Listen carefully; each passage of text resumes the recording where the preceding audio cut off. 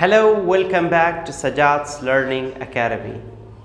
Last lecture we studied some informations about English alphabet letters. We discussed about the categories of English alphabet letters that are according to sound and according to writing. And also we have studied their types. And then we have learned that who created the first alphabet letter.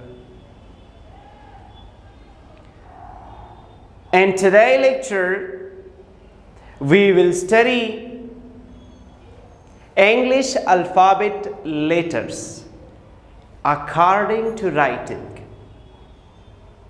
We'll study how to write them and what are the differences between capital letters and small letters or uppercase, lowercase. We will study these informations. سلامونه وخت مو بخیر بیا هم د سجاد زدکړې اکاډمۍ ته ښه راغلاست. تیر درس موږ بحث وکړه د انګلیسي الفبا تورو په هکله. موږ زده کړه د انګلیسي الفبا تورو طبقه بندي کومې دي، د دو ډولونه بیا کوم دي. همدارنګه موږ زده کړه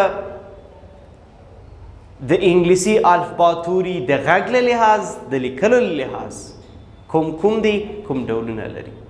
همدارنګه په پای کې موږ بحث وکړه د انګلیسي په لیکونکو باندې، هغه لیکونکي چا چې الفبا تورو ته خدمت کړی، چا چې الفبا توري رامنځته کړي. نن ورځ موږ بحث کوو په انګلیسي الفبا تورو باندې د لیکلو له لحاظ. د لیکلو له لحاظ په څو برخو تقسیم شوي دي، د دوی نومونه کوم دي، څنګه موږ دا ولیکو او د دې تلفظ څه شی دی. ها راځو English alphabet letters according to writing. د انګلیسي الفبا توري د لیکلو له لحاظ موږ تاسو زده کړیو چې د انګلیسي الفبا توري د لیکلو لحاظ په دوه برخو تقسیم شوي دي، چې یو ته یې اپر کیز یا کیپیټل لیټرز ویل کیږي او بل ته یې لوور کیز یا سمال لیټرز ورته ویل کیږي، یعنی لوی توري او کوچني توري. د دو فرق سره څه شی دی؟ فرق یوازې په لیکلو کې دی. راځو English 26 alphabet letters د انګلیسي شپږویشت الفبا توري او د دو لیکل په غټو په کیپیټل لیټرز سره او همدارنګه په سمال لیټرز سره څنګه لیکل کیږي، څنګه به دا موږ ارینج او ترڅنګ څنګه به دا منظم کوو. اکثره وخت د انګلیسي تاسې چې کوم کتابچې ګورئ دا څلور لاینز لري، څلور خطونه لري، 1 2 3 4 څلور لاینز لري. همیش لپاره اکثره وخت کیپیټل لیټرز تاسې سره په پاسني درې خانو کې راځي، درې خطونو کې راځي. کیپیټل لیټرز تاسې دلته وګورئ، کیپیټل لیټرز موږ سره په پاسینی درې خانو کې راغلي دي. خبره چې د سمال لیټرز شولا یا د لوور کیس شولا، لوور کیس موږ سره په منځنۍ دوو خانو کې هم استعمالیږي، لیکل کیږي. همدارنګه په پاسینی درې خطونو کې هم دا لیکل کیږي او همدارنګه په لاندنۍ درې خطونو کې هم لیکل کیږي.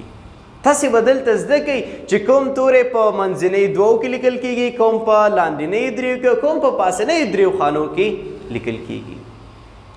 ها راځو A B B C C D D E E F F G G H H I J J J K K K L L M M N N O O P P Q Q R R R S S T T U U V V W W